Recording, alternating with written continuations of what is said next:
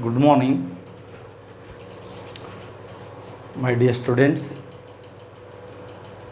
Today, in this video clip, I want to discuss about the new chapter, that is the 12th chapter, Thermodynamics. Now, what is thermodynamics? Thermodynamics andre ಏನು? It is one of the important branch in the physics. It is also one of the branch in the physics. And before going to explain that thermodynamics, already you know about that is the effects of heat. And particularly suppose heat energy is given to the gas, what happens? Whatever the changes takes place, there is a expansion. Once there is a expansion takes place, definitely there is a change in the pressure, volume, temperature, internal energy, and expand that gas. ಇಲ್ಲಿ ನಾವೇನು ಮಾಡ್ತೀವಿ, gas ಅಂದ ತಕ್ಷಣ there are so many molecules, ಅಲ್ಲಿ molecules ಇರುತ್ತೆ. ಇಲ್ಲಿ gas medium ತಗೋಬೇಕಂದ್ರೆ it is always in the container.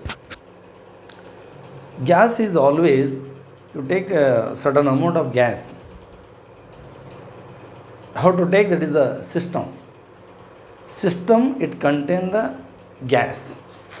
ಅವಾಗ ನಾವೇನ್ತೀವಿ, that is confined in a real boundaries or imaginary boundary.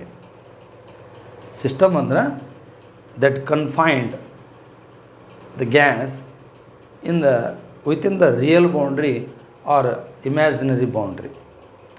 ನಾವಿಲ್ಲಿ ಹೀಟ್ ಎಂಜಿನ್ ತೊಗೊಳ್ತೀವಿ. ಹೀಟ್ ಎಂಜಿನ್ ಒಳಗೆ ಸಿಲಿಂಡರ್ ಇರುತ್ತೆ, ಪಿಸ್ಟನ್ ಇರುತ್ತೆ, ಬಾಟಮ್ ಕಂಡಕ್ಟಿಂಗು ಅಥವಾ ನಾನ್ ಕಂಡಕ್ಟಿಂಗ್ ಮಟೀರಿಯಲ್ ಇರುತ್ತೆ. ನಾವು ಇದಕ್ಕೆ ನಾವೇನಂತೀವಿ, ಹೀಟ್ ಎಂಜಿನ್ ಅಂತೀವಿ. ಹಾಗಾದ್ರೆ heat engine it is a one system. ಇದಕ್ಕೆ ನಾವೇನಂತ ತಗೋಬೋದು, ಸಿಸ್ಟಮ್ ಅಂತ ತೊಗೊಳ್ತೇವೆ ನಾವು. ಹಾಗಾದರೆ ಇಲ್ಲಿ ಸಿಸ್ಟಮ್ ಅಂತ ತೊಗೊಂಡಾಗ ಹೀಟ್ ಎಂಜಿನ್ನು, ಹಾಗಾದ್ರೆ ಇರ್ತಕ್ಕಂಥ ಬೌಂಡ್ರಿ ಏನದು, ದಟ್ ಈಸ್ ರಿಯಲ್ ಬೌಂಡ್ರಿ.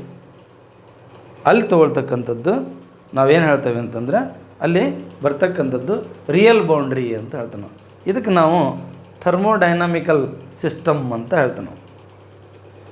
ಅದಕ್ಕೆ ನಾವು ಥರ್ಮೋಡೈನಾಮಿಕಲ್ ಸಿಸ್ಟಮ್ ಅಂತ ಹೇಳ್ತಾರೆ.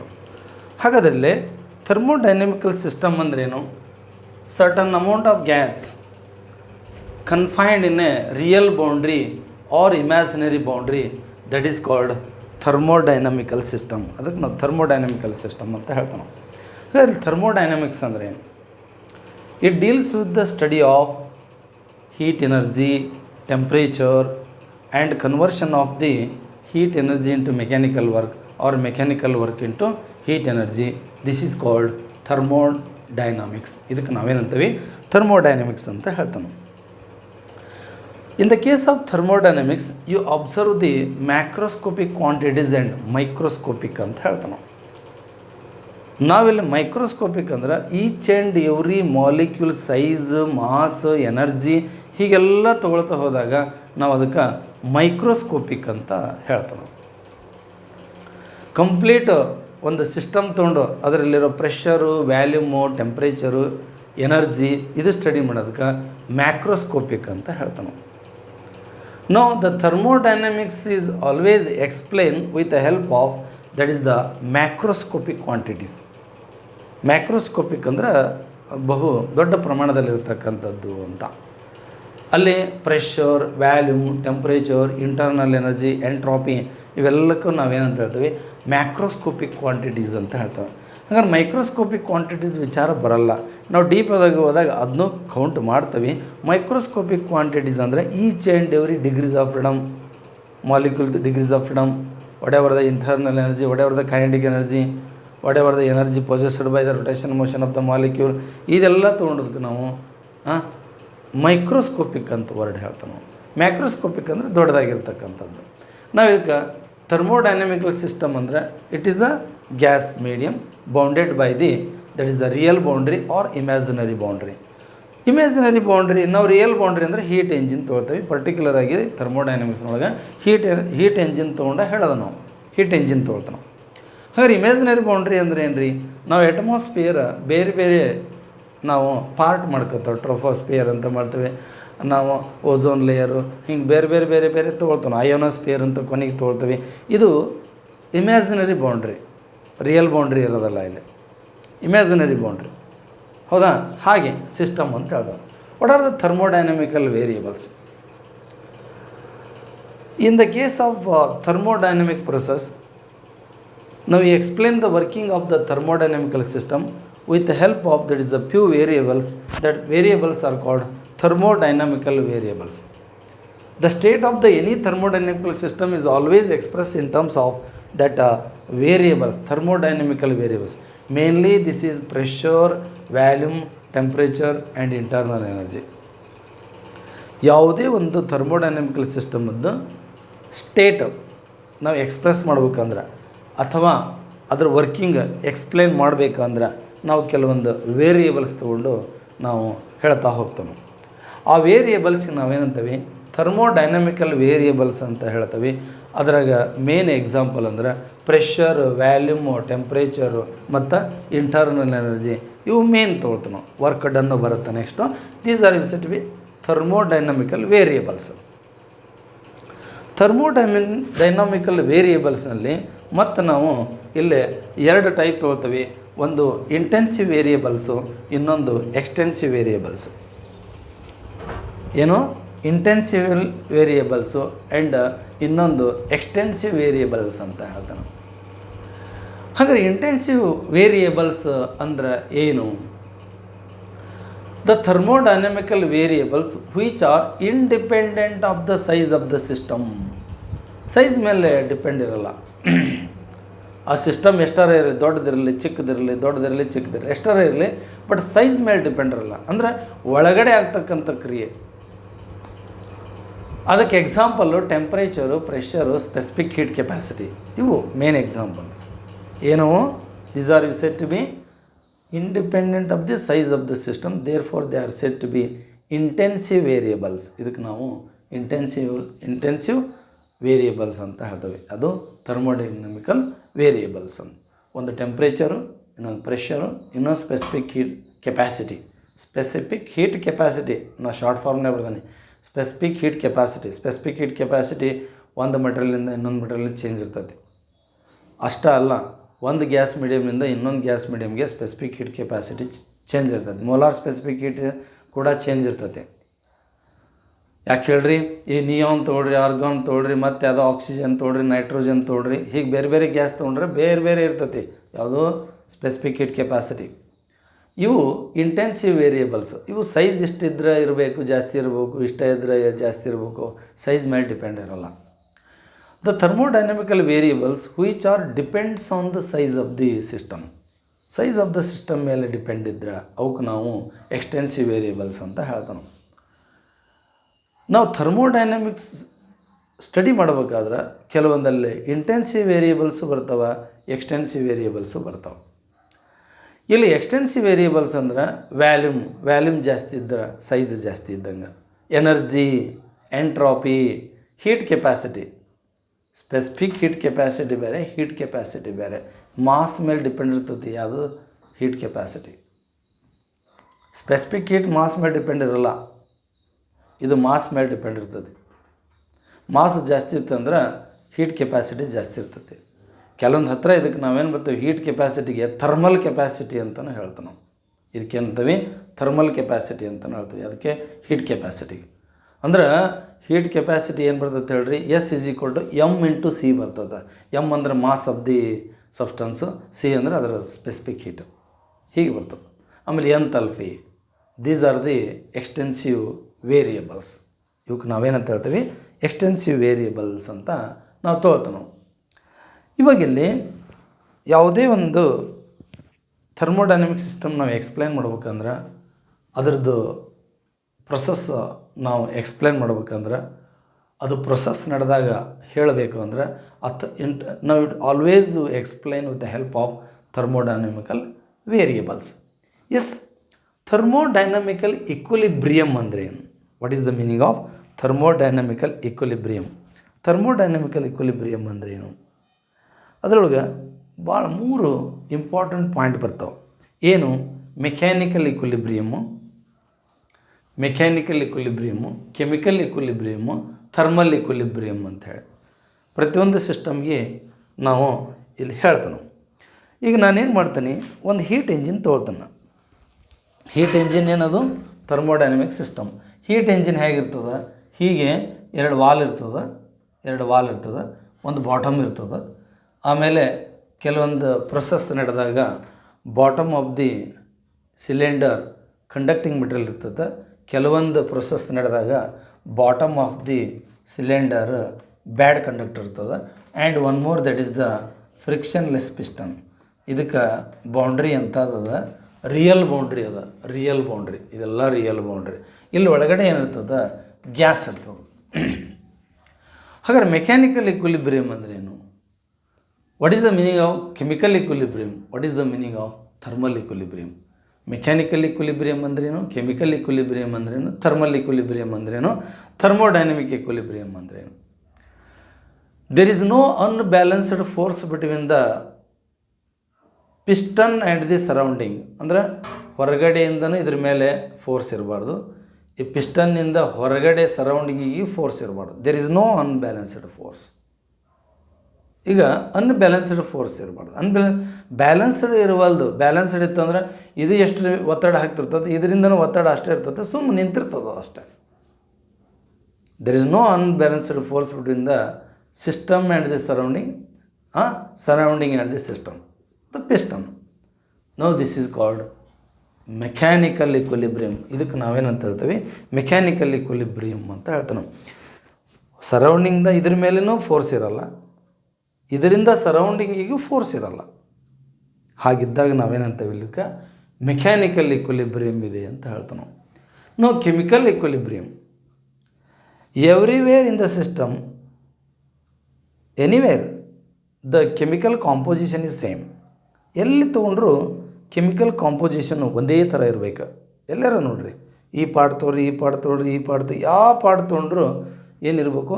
ಕೆಮಿಕಲ್ ಕಾಂಪೋಸಿಷನ್ನು ಸೇಮ್ ಇರಬೇಕು.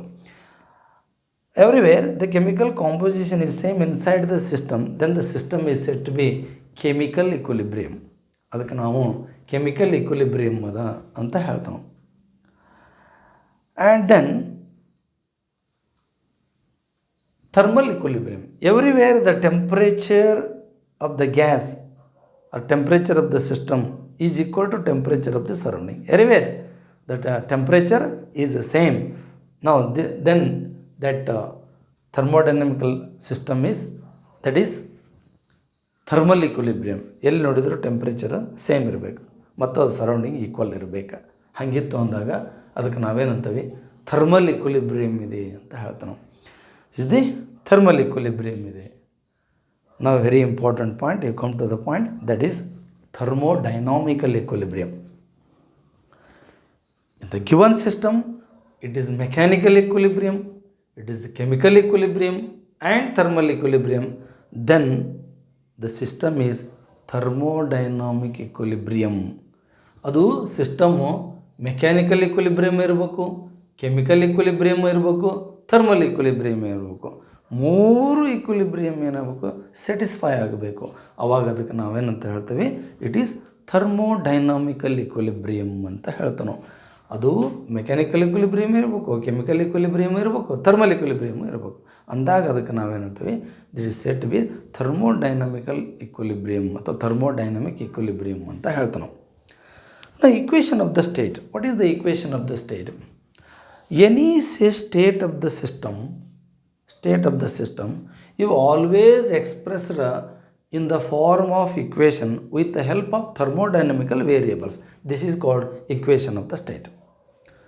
Equation of the state ಅಂದ್ರೆ ಆ ಸ್ಟೇಟ್ ಆಫ್ ದ ಸಿಸ್ಟಮ್ ನಾವು ಎಕ್ಸ್ಪ್ರೆಸ್ ಮಾಡ್ಬೇಕಂದ್ರೆ ಇನ್ ಟರ್ಮ್ಸ್ ಆಫ್ ಒಂದು ಮ್ಯಾಥಮೆಟಿಕಲ್ ಇಕ್ವೇಷನ್ ಒಳಗೆ ನಾವೇನು ಮಾಡ್ತೀವಿ? ಎಕ್ಸ್ಪ್ರೆಸ್ ಮಾಡ್ತೀವಿ with the help of thermodynamical variables. This is called equation of the state. ಅದಕ್ಕೆ ನಾವು ಇಕ್ವೇಷನ್ ಆಫ್ ದಿ ಸ್ಟೇಟ್ ಅಂತ ಹೇಳ್ತೇವೆ. ಅಂದ್ರೆ ಆ ಒಂದು ಸಿಸ್ಟಮ್ಮಿನ ಪರಿಸ್ಥಿತಿಯನ್ನು, ಅದರ ಸ್ಥಿತಿಗತಿಯನ್ನು ಇಕ್ವೇಷನ್ನ ರೂಪದೊಳಗೆ ಹೇಳ್ತವೆ. That equation is in terms of thermodynamical variables. This is called equation of the state. PV is equal to RT. This is the equation of the state. This is the ideal gas equation. This is for 1 mole ಅಂತ ಹೇಳ್ತಾನೆ. This is for 1 mole of A gas. ಸರಿ, ಇವಾಗ ಇಲ್ಲೇ ಜೀರೋತ್ law of thermodynamics. ಇಲ್ಲೇ ನಮ್ಗೆ ಎಷ್ಟು ಲಾ ಬರ್ತಾವೆ? 3 ಲಾ ಬರ್ತಾವೆ ಥರ್ಮೋಡೈನಮಿಕ್ಸ್. ಒಂದು ಜೀರೋತ್ ಲಾ ಆಫ್ ಥರ್ಮೋಡೈನಮಿಕ್ಸು, ಒಂದು ಫಸ್ಟ್ ಲಾ ಆಫ್ ಥರ್ಮೋಡೈನಮಿಕ್ಸ್, ಇನ್ನೊಂದು second law of thermodynamics. Second law of thermodynamics ರೆಫ್ರಿಜರೇಟರಿ ಸಂಬಂಧಪಟ್ಟಿರ್ತದೆ. ಬಟ್ ನೋಡೋಣ, ಸೆಕೆಂಡ್ ಲಾ ಅಲ್ಲೇ ನೋಡೋಣ. ಓಕೆ, ಇಲ್ಲಿ ಜೀರೋತ್ ಲಾ ಅಂದ್ರೇನು? There are 3 systems. Zeroth law of thermodynamics ಹೇಳ್ಬೇಕಾದ್ರೆ there are 3 system. System A, system B and system C. ಹೌದಾ? No system A and system B are independently thermal equilibrium with a system C. System A ಇದಕ್ಕೆ thermal equilibrium ಇರ್ತದೆ, system B ಇದಕ್ಕೆ thermal equilibrium ಇರ್ತದೆ. Then system A and system B are thermal equilibrium, are said to be thermal equilibrium. Once again repeat, zeroth law of thermodynamics.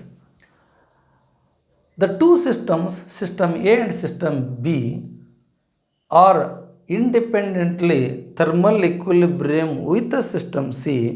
Then system A and system B are thermal equilibrium. ನಾ explain ಮಾಡ್ತೇನೆ. System A, system B ಇಂಡಿಪೆಂಡೆಂಟಾಗಿ system C ಜೊತೆಗೆ thermal equilibrium ಇತ್ತಂದ್ರೆ automatically system A ಮತ್ತು system B thermal equilibrium ಇದ್ದೇ ಇರುತ್ತೆ. ಇಲ್ಲೇ third person, first second person. First person, third person are relative.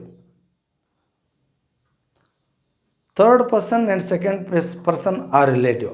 Definitely first and second persons are become relatives. ಒಂದು idea ಕೊಡಬೇಕು ಅಂದ್ರೆ ಇಲ್ಲಿ ಥರ್ಮಲ್ ಟೆಂಪ್ರೇಚರ್ ಬೇಸ್ ಮೇಲೆ ಹೇಳ್ತಾನೆ. Once again repeat, zeroth law of thermodynamics. There are two systems, system A and system B are independently thermal equilibrium with the system C. Then system A and system B are thermal equilibrium. This is statement. ಯಾವುದ್ರದ್ದು? Zeroth law of ಥರ್ಮೋಡೈನಮಿಕ್ಸ್ದು ಏನಿದು statement. Yes fine. ಈಗ ನಾನು ತೋಳ್ತೇನೆ, temperature of the system A is equal to temperature of the system C. Temperature of the A ಮತ್ತು temperature of the C ಎರಡು equal. Temperature of the B, system B is equal to temperature of the system C. ಇದ್ರ temperature equal. Temperature of the A, temperature of the B is equal to temperature of the C. Therefore temperature of the A is equal to temperature of the system B. ಅಂದ್ರೆ ನಾವು explain ಮಾಡ್ಬೇಕಂದ್ರೆ ಇದ್ರ temperature equal ಇತ್ತು ಅಂದರೆ ಇಂಡಿಪೆಂಡೆಂಟಾಗಿ, ಮತ್ತು ಇದ್ರ temperature independent equal ಇತ್ತು ಅಂದ್ರೆ ಆಟೋಮ್ಯಾಟಿಕಲಿ ಇವೆರಡರದ್ದು ಟೆಂಪ್ರೇಚರ್ ಈಕ್ವಲ್ ಇದ್ದೇ ಇರುತ್ತೆ. ಇದು ಜೀರೋತ್ ಲಾ ಆಫ್ ಥರ್ಮೋಡೈನಮಿಕ್ಸ್ ಇದು. ಹೌದಾ? ಇಲ್ಲಿ ಹೇಳಿದೆ T A is equal to T C, temperature of the system A is equal to temperature of the system C, and T B is equal to T C. Temperature of the system B is equal to temperature of the system C. Automatically, temperature of the system A is equal to temperature of the system B. ಇದು ಜೀರೋತ್ law of ಥರ್ಮೋಡೈನಮಿಕ್ಸು. ನಾ explain ಮಾಡ್ಬೇಕಾದ್ರೆ ಈ ಥರ ನಾವೇನು ಮಾಡ್ತೀವಿ, explain ಮಾಡ್ತೀವಿ. ಆದರೆ ಇಲ್ಲೊಂದು ಇಂಪಾರ್ಟೆಂಟ್ ಪಾಯಿಂಟ್ ಅದ. ಇಲ್ಲೇ ಡಯಾಥರ್ಮಿಕ್ ವಾಲ್ ಅಂತ ಬರೆದು, ಇದಕ್ಕೆ ಡಯಾಥರ್ಮಿಕ್ ವಾಲ್ ಅಂತ. ಇದಕ್ಕೇನಂದ್ವಿ? ಅಡಿಯಾಬೆಟಿಕ್ wall ಅಂದ್ವಿ. Adiabatic wall andrenu. What is the meaning of adiabatic wall? Adiabatic wall, it means there is no transfer of the heat through that wall. ಆ ವಾಲ್ ಇದೆಯಲ್ಲ, ಅದರ ಥ್ರೂ ಇಲ್ಲಿ ಯಾವುದೇ ಥರದ ಹೀಟ್ ಎನರ್ಜಿ ಎಕ್ಸ್ಚೇಂಜ್ ಆಗಲ್ಲ.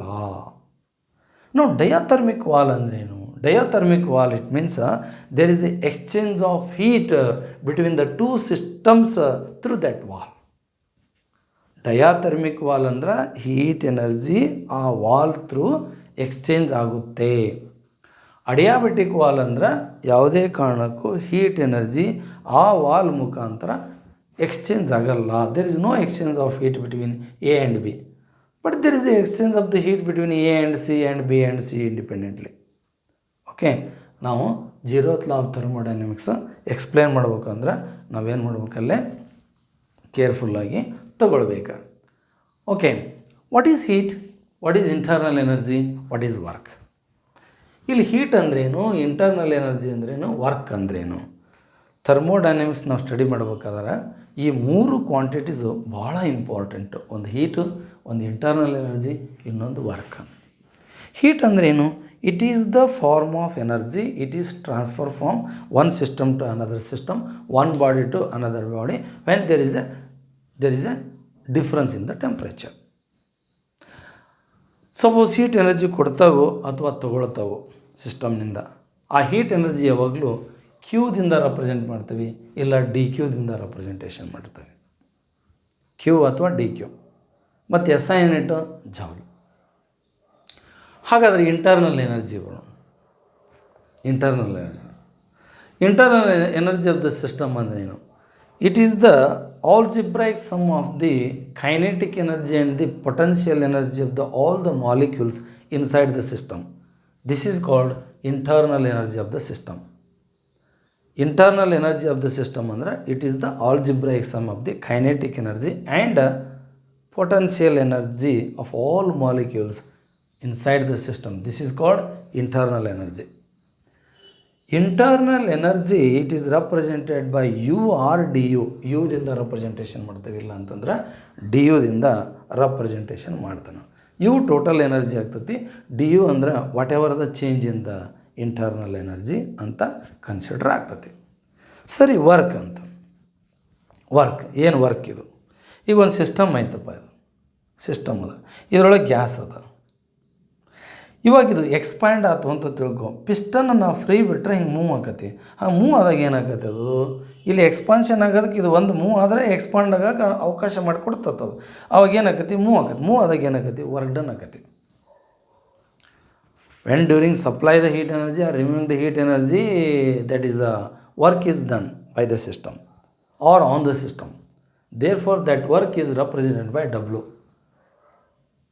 What ever the heat given to the system or removed by the system, whatever is the change in the internal energy, whatever the work done, these are the very very important factors in the thermodynamics. ಇವು ಭಾಳ important thermodynamics. ಏನೇನು heat, internal energy ಮತ್ತು work. But all are measured in joule only. ನಾವಿಲ್ಲೇನು ಮಾಡ್ತೀವಿ, ಪ್ರತಿಯೊಂದನ್ನು ಜೌಲ್ನಿಂದ measure ಮಾಡ್ತೀವಿ. ಜೌಲ್ನಿಂದ measure ಮಾಡ್ತಾವೆ. Okay, ಇದು ಜೌಲ್ನಿಂದ ಮೆಜರ್ ಮಾಡ್ತೀವಿ. ಹೀಟನ್ನು ಜೌಲ್ನಿಂದ ಮೆಜರ್ ಮಾಡ್ತೇವೆ, ಇಂಟರ್ನಲ್ ಎನರ್ಜಿ ಜೌಲ್ನಿಂದ ಮಾಡ್ತೇವೆ, ವರ್ಕನ್ನು ಕೂಡ ಏನು ಮಾಡ್ತೇವೆ, ಜೌಲ್ನಿಂದ ಮೆಜರ್ ಮಾಡ್ತೇವೆ. ಸರಿ, ಫಸ್ಟ್ ಲಾ ಆಫ್ ಥರ್ಮೋಡೈನಮಿಕ್ಸ್ ಬರೋಣ. What is the first law of thermodynamics? Statement ಏನು ಹೇಳ್ತವೆ? ಈಗ ಸ್ಟೇಟ್ಮೆಂಟ್ ಹೇಳೋದಕ್ಕಿಂತ ಮೊದಲು ನಾನೇನು ಮಾಡ್ತೀನಿ, ಒಂದು ಈ ಪಾಯಿಂಟ್ ಎಕ್ಸ್ಪ್ಲೇನ್ ಮಾಡ್ತೀನಿ. ಈಗ ನಾನು ಸ್ವಲ್ಪ ಹೀಟ್ ಎನರ್ಜಿ ಕೊಟ್ಟನಪ್ಪ ಇದಕ್ಕೆ, ಡಿ ಕ್ಯೂ ಅಂತ. ಅವಾಗ ಇದರೊಳಗೆ ಇಂಟರ್ನಲ್ ಎನರ್ಜಿ ಚೇಂಜ್ ಆಯ್ತು, ಡಿ ಯು ಅಂತ. ಒಂದಿಷ್ಟು ಎನರ್ಜಿ ಇಲ್ಲಿ ಹೋಯ್ತು. ಅವಾಗ ಇದು ಪಿಸ್ಟನ್ನು ಮೂವ್ ಆಯ್ತು. ಮೂವ್ ಆದರೆ ಏನಾಗ್ತಿದ್ರಾಗ ವರ್ಕ್ ಡನ್ ಆಯ್ತು. ಇಲ್ಲಿ ನಾನೇನು ಮಾಡಿದೆ, certain amount of heat energy ಕೊಟ್ಟಿದ್ದೀನಿ. ಅವಾಗೇನಾಯ್ತು, ಇಂಟರ್ನಲ್ ಎನರ್ಜಿ ಇನ್ಕ್ರೀಸ್ ಆಯ್ತು. ಇಂಟರ್ನಲ್ ಎನರ್ಜಿ ಇನ್ಕ್ರೀಸ್ ಆಗೋ ಜೊತೆಗೆ ಪಿಸ್ಟನ್ನು ಮೂವ್ ಆಯ್ತು. ಮೂವ್ ಆದರೆ ಅದು ವರ್ಕ್ ಡನ್ ಆಯ್ತು. ಹಾಗಾದರೆ ಇವಾಗಿಲ್ಲಿ in any system,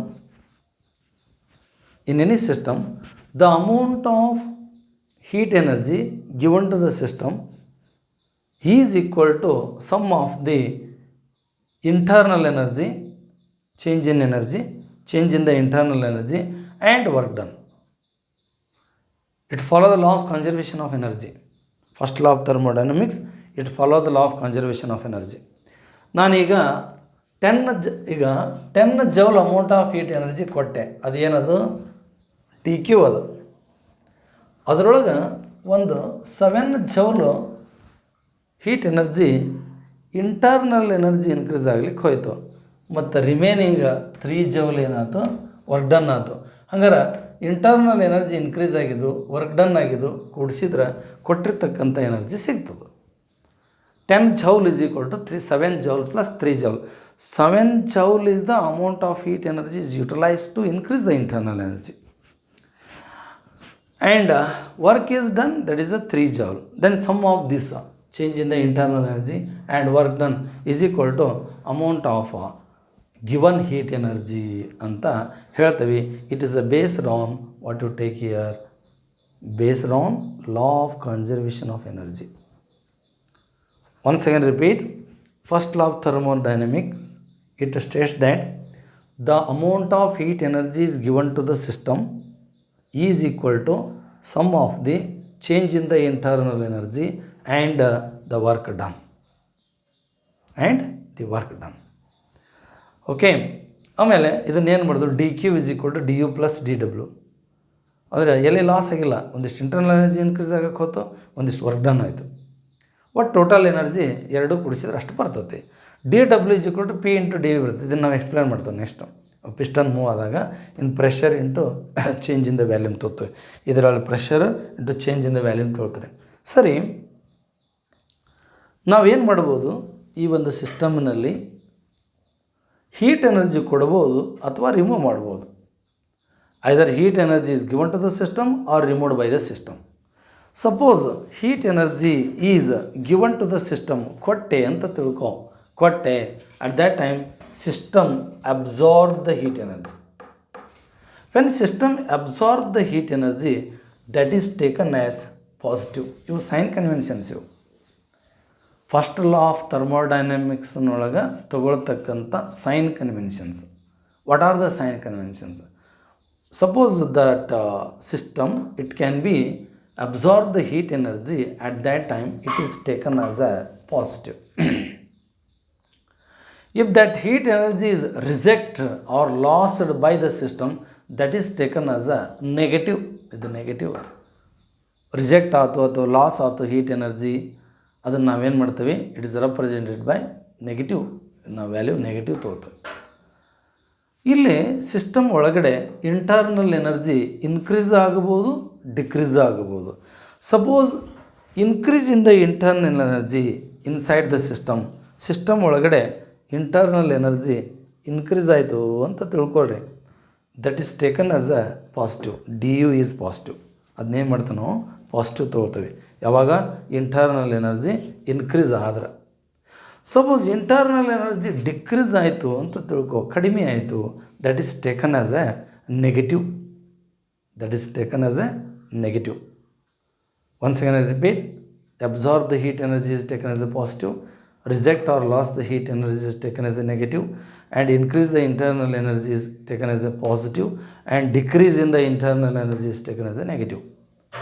Then work done on the system ಅಥವಾ by the system, ಅದು ಭಾಳ ಇಂಪಾರ್ಟೆಂಟ್. ಇಲ್ಲಿ ವರ್ಕ್ ಡನ್ ಪಾಸಿಟಿವ್ ತೊಗೋತೀವಿ, ನೆಗೆಟಿವ್ ತೊಗೊತೀವಿ ಅನ್ನೋದು ಏನದಲ್ಲ. Work done by the system ಅಂದ್ರೆ ಈ ಫಿಗರ್ನಲ್ಲಿ ನಾನು ಹೇಳಕತ್ತೀನಿ. ಈ ಫಿಗರ್ನಾಗ ಪಿಸ್ಟನ್ ಹೀಗೆ ಮೂವ್ ಆಯ್ತು ಅಂತ ತಿಳ್ಕೊ. ಅಂದ್ರೆ ನೀನು ಪಿಸ್ಟನ್ ಮೇಲೆ ಕೈ ಇಟ್ಟರೆ ನಿನ್ನ ಕೈಯನ್ನು ಏನು ಮಾಡ್ತೈತಿ, ತಳ್ಳುತ್ತದು ಮೇಲಕ್ಕೆ, ತಳ್ಳುತ್ತೆ ನಿನ್ನ ಕೈ ಇಟ್ಟರೆ ತಳ್ಳುತ್ತಪ್ಪ. Now this is work done by the system, it is taken as a positive. ಇದು work done by the system.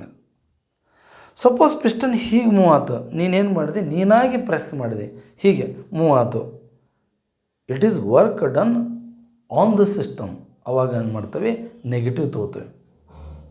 The sign conventions are very very important. Once that system absorb the heat energy, it is taken as a positive. If the heat energy reject or lost by the system is taken as a negative. Increase in the internal energy is taken as a positive, decrease in the internal energy is taken as a negative. Work done by the system is taken as a positive, work done on the system is taken as a negative. This is about thermodynamics introduction.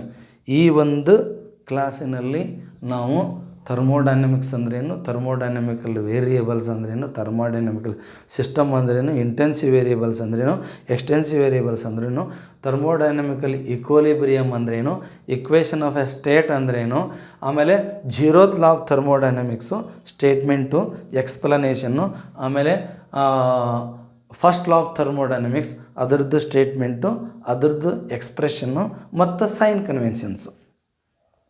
Okay, ಈಗ ನಾನು next ಪಾಯಿಂಟಿಗೆ ಬರ್ತಾಯಿದ್ದೀನಿ.